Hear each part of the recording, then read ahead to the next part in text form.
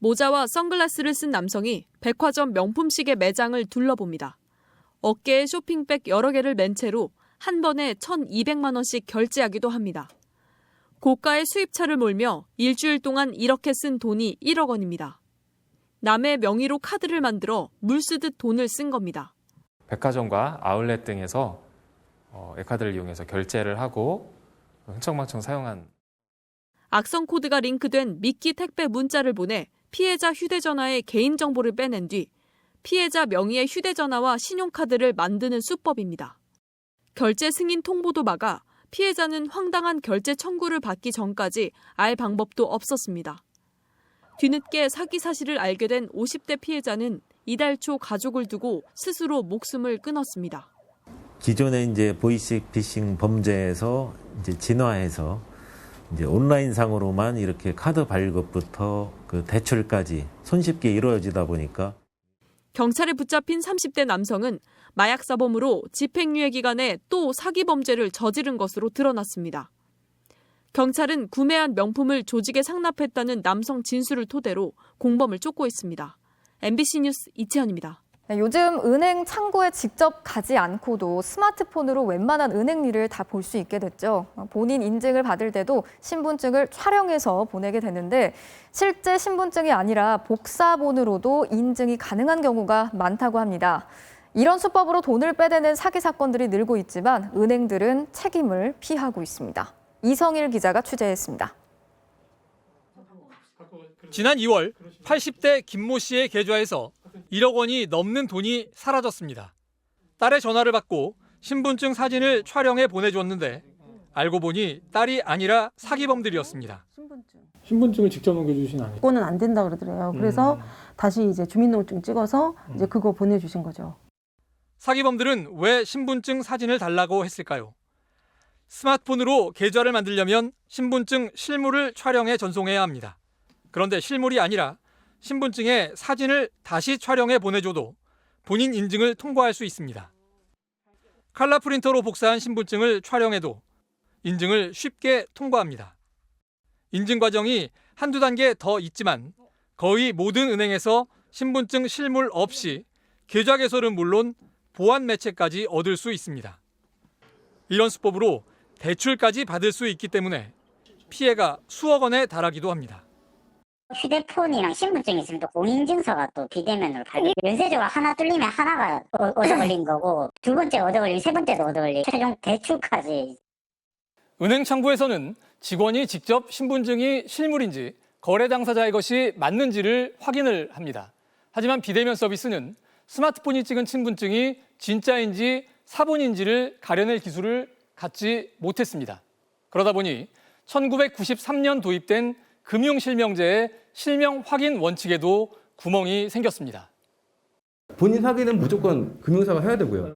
그건 금융실명법의 대원칙이고 약간 양상은 바뀌었지만 원칙은 유지가 돼야죠. 그렇죠. 그래야 안전한 거래를 하고. 은행들은 진짜 신분증을 가려낼 기술을 갖지 못한 사실을 인정하면서도 규정을 지켰기 때문에 책임이 없다며 신분증 관리를 제대로 못한 피해자들에게 책임을 돌리고 있습니다. 정부도 사실을 알면서 뚜렷한 대책을 내놓지 못하고 있습니다. MBC 뉴스 이성일입니다. 쉽고 간편한 비대면 금융 서비스. 신분증 사진만 있으면 계좌 개설은 물론이고 거액의 대출까지 받을 수 있게 됐죠. 이런 비대면 대출의 빈틈을 파고드는 사기 사건들 저희도 여러 번 보도해드린 바 있는데 여전히 나아진 건 없었습니다. 피해를 입고도 1년이 넘게 조사와 소송에 시달리고 있는 피해자들의 이야기를 구나연 기자가 들어봤습니다. 50대 여성 김모 씨는 작년 9월 난데없이 1억 원 넘게 빚이 있다는 통보를 받았습니다. 자녀의 휴대전화 상담 때문에 방문했던 휴대전화 판매점 직원이 문제였습니다.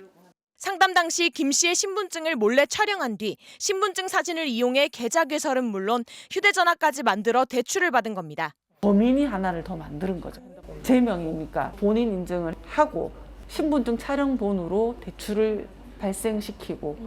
피해자 김 씨는 여성인데 신분증을 도용한 판매점 직원은 남성. 성별조차 다른데 어떻게 금융기관에서 계좌를 개설하고 억대의 대출까지 받은 걸까?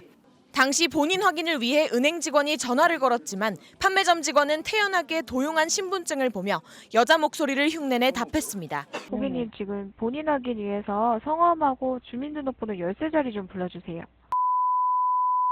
네. 네, 고객님 띠가 무슨 띠세요? 띠 말씀하시는 거예요? 네? 여보세요?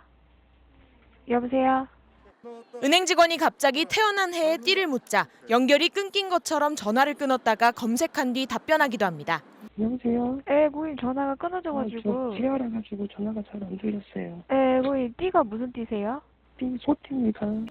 다행히 판매점 직원이 경찰에 붙잡혔지만 김 씨는 빌리지도 않은 1억 원을 갚아야 하는 상황이 올까 봐 지금도 조마조마합니다.